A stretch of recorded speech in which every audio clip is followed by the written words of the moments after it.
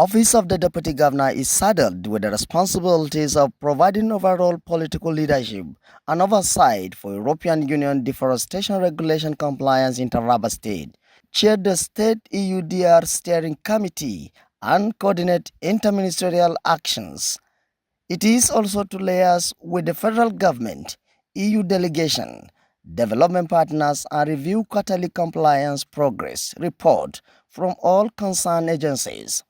The Deputy Chief of Staff to the Governor, Dr. Emmanuel Lasson, who is standing in for the Chairman, the Deputy Governor of the state, in the meeting, said the government has already put the cocoa farmers in the state on the spotlight and they are making progress in the system. Let me assure you that our farmers are already on the spot, and we are going to continue with that interaction.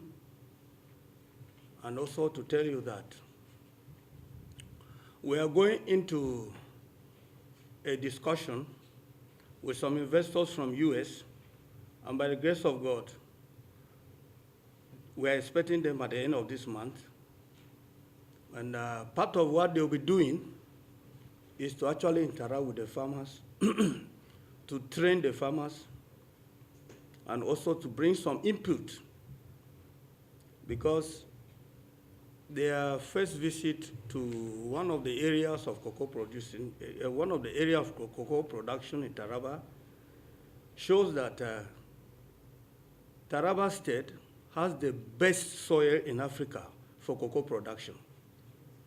They have gone and tested to come to report, and then came back to report to us. And so they're interested. Permanent Secretary Office of the Deputy Governor, Alhaji Usman Madu, said Taraba State produced cocoa in large quantity, but no proper records, data and statistics from the Federal Ministry of Agriculture on the production capacity of the state. This meeting is to deliberate on the European Union Deforestation Compliance Framework on cocoa. In 2020, as you are all aware, Taraba State is one of the leading states in cocoa production. And in 2020, the European Union brought up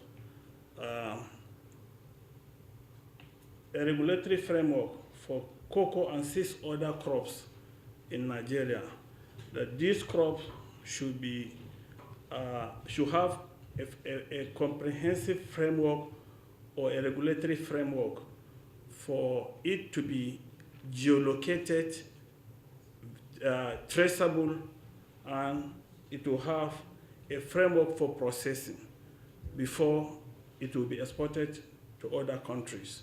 The Permanent Secretary to Taraba State Ministry of Agriculture and Food Security, Mrs. Sarah Ali, read the general overview of the report. Traceability and geolocation. And this has to do with producers, exporters, what they need to do.